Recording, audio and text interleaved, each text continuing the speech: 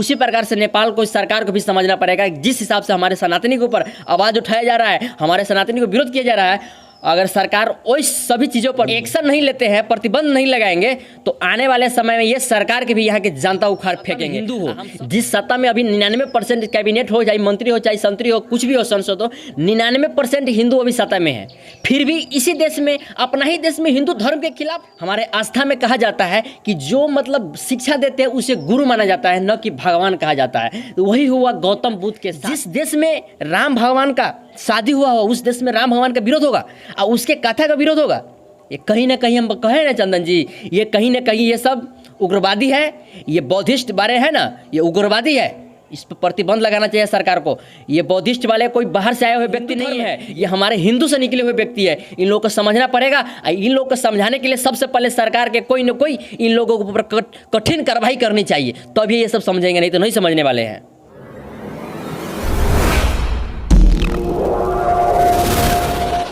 नमस्कार, अभी आप देख रहे हैं मधेश एक्सपोज। हम चंदन कुमार। नेपाल पूर्व में हिंदू राष्ट्र था। जब से प्रजातंत्र का स्थापना हुआ तब से हिंदू राष्ट्र का खारिज कर दिया गया है। जो देश में सनातनीय देश है, जिसमें हिंदू ही 84% रहता है, उस देश में किसी और धर्म वाले काफ़ी ज़्यादा हिंदू धर्म के, उसका जो धर्म के काफ़ी ज़्यादा विरोध करता है। जो धर्म के मानने वाला करोड़ों है, जो इसका चाहने वाला करोड़ों है, पूजने वाला करोड़ों है। राम का था वहाँ पर होने वाला था, लेकिन उसका कुछ दूसरी धर्म के ओर से काफ़ी ज़्यादा उसका विरोध हुआ। चलिए इन सारे सवालों पर बातचीत करने के लिए हम सुनील कुमार जी से पूछताछ करना चाहते हैं और आप सबके बीच रखने की कोशिश करते हैं। सुनील जी, स्वागत है अपने के मधेश एक्सपोज में। धन्यवाद। सुनील जी, लुम्बिनी में काफ़ी ज़्यादा दूसरी धर्म जो गौतम बुद्ध मानने वाले हैं, उसका धर्म के ओर से काफ़ी ज़्यादा विरोध हुआ। आखिर ऐसा क्यों? देखिए चंदन जी, वहाँ पर काफ़ी ज़्यादा विरोध नहीं हुआ। वहाँ पे कुछ असामाजिक तत्वों के लोग, जिसे बौद्ध धर्म कहा जाता है, बौद्ध धर्म वो है जो सनातनी से अपने शिक्षाओं के लेकर, हमारे ग्रंथों से पढ़ाई कर कर वो एक धर्म के बारे में बहुत बड़ा जानकार बन के, वो हमारे धर्म सनातनी से ही गौतम बुद्ध भगवान कोई बाहरी लोग नहीं है। गौतम बुद्ध भगवान एक सनातनी हिंदू है।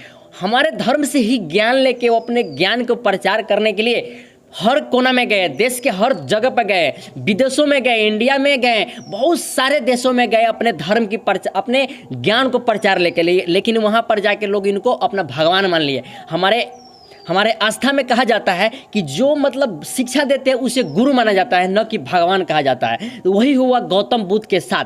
ठीक है, मैंने मान लिया कि उसको लोग भगवान के दर्जा दे दिया है, लेकिन हाँ, जिस देश में आज मुरारी बापू को जानते हैं कौन है? मुरारी बापू एक कथा, राम कथा वाचक है, जिसका विरोध कहीं न कहीं ये बहुत बड़ा अपराध है।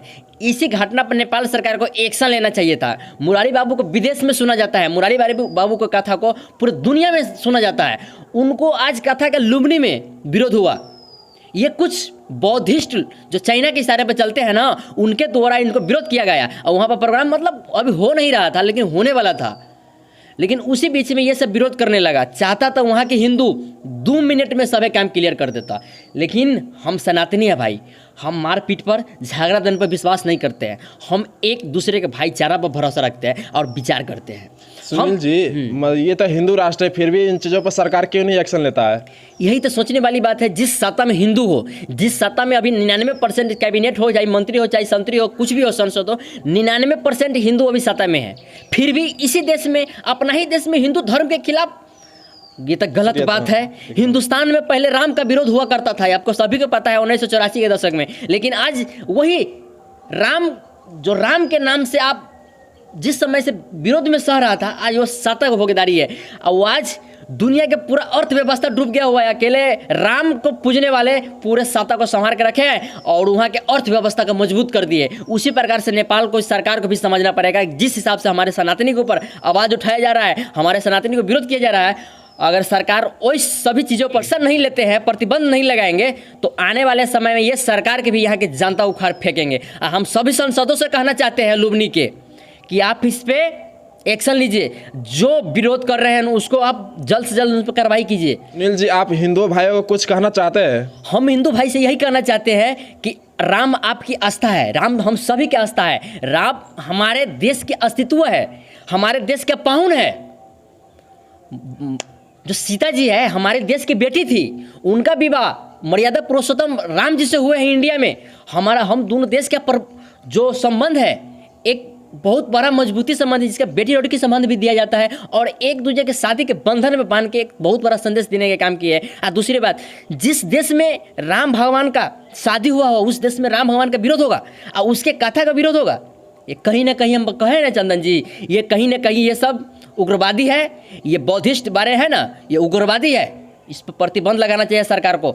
ये बौद्धिस्ट वाले कोई बाहर से आए हुए व्यक्ति नहीं है, ये हमारे हिंदू धर्म है, ये हमारे हिंदू से निकले हुए व्यक्ति है। इन लोगों को समझना पड़ेगा। इन लोगों को समझाने के लिए सबसे पहले सरकार के कोई न कोई इन लोगों के ऊपर कठिन कार्रवाई करनी चाहिए, तभी तो ये सब समझेंगे, नहीं तो नहीं समझने वाले हैं। चलिए सुनील जी, धन्यवाद। वास्तव में हमारे ही धर्म के व्यक्ति है गौतम बुद्ध। वो कुछ ज्ञान बांटने लगा तो उसे भगवान समझ लिया, ठीक है, भगवान समझ लिया, अच्छा वाला बात है। लेकिन इन चीज़ों पर हिंदू के विरोध करना बहुत बड़ा, उन लोगों को समझना होगा कि बौद्धिस्ट भी हिंदुए हैं। जो राम कथा वाचक पर विरोध करता है वो समझ जाए, वो सतर्क हो जाए। हम सरकार से भी कहना चाहते हैं कि इन चीज़ों पर प्रतिबंध लगाओ, इन चीज़ों पर रोक लगाओ और प्रशासन से भी जानकार दो कि इन चीज़ों गलत हो रहा है।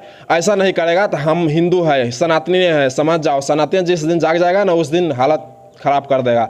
चलिए, आप सभी को क्या राय है, आप सभी ये वीडियो पर कमेंट दीजिएगा और वीडियो अच्छा लगा तो लाइक कीजिए, शेयर कीजिए, इतना शेयर कीजिए कि ताकि हिंदू को समझ आए। जय मधेश, जय नेपाल।